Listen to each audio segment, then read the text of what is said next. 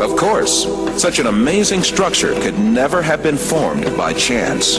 The theory of evolution, which sees life as the result of mere coincidences and haphazard happenings, is helpless to explain anything in the face of the incredible complexity of DNA. Some evolutionists say that our DNA is about 98% similar to that of apes, and that this difference is only a few spelling mistakes. Others say a more accurate figure is no more than 95%.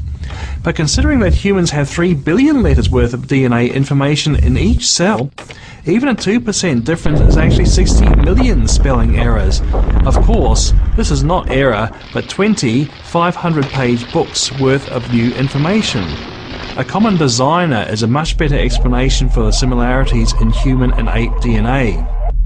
As an architect uses the same building materials for different buildings, we shouldn't be surprised if God used similar design features in many different creatures. After all, we do share about 50% of our DNA with bananas, but that doesn't mean we're half banana.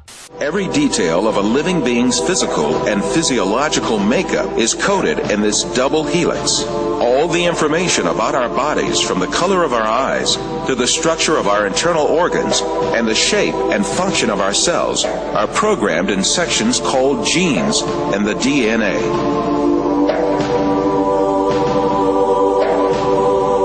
The DNA code is made up of the sequence of 4 different bases. If we think of each one of these bases as a letter, DNA can be likened to a databank made up of an alphabet of 4 letters. All the information about a living thing is stored in this databank. If you found an ancient clay tablet with strange characters washed up on the shore, you couldn't read it, unless someone had cracked the code. But you'd still know the letters represented a language, even if you didn't know anything else about the author or his civilization. Language is recognizable, even if you can't read it. Take Morse code. It has 3 basic parts: dots, dashes, and spaces. These 3 simple parts are combined to represent letters.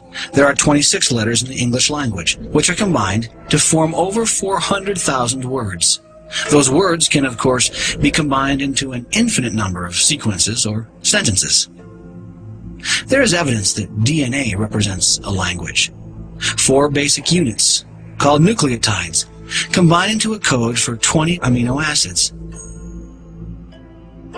From those few amino acids, the body forms more than 100,000 proteins.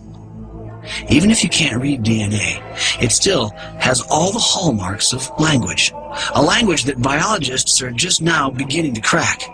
Every tiny cell in our body is packed with 3 feet of DNA, 3 billion nucleotides. The similarity between DNA and human language is uncanny. In addition to codes, both use similar techniques to pack, access, rearrange, copy, and translate information. DNA seems to represent a language, the language of life. An unseen author, the creator of heaven and earth, has left a testimony of his existence in the DNA of every living thing.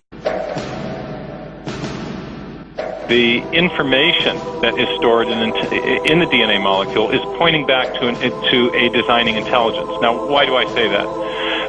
It has to do with what we know about the cause and effect structure of the world. Our local hero in Seattle, Bill Gates, says the DNA is like a software program, only much more complex than any we've ever created. And that's a very suggestive remark, because we know that programs always come from programmers.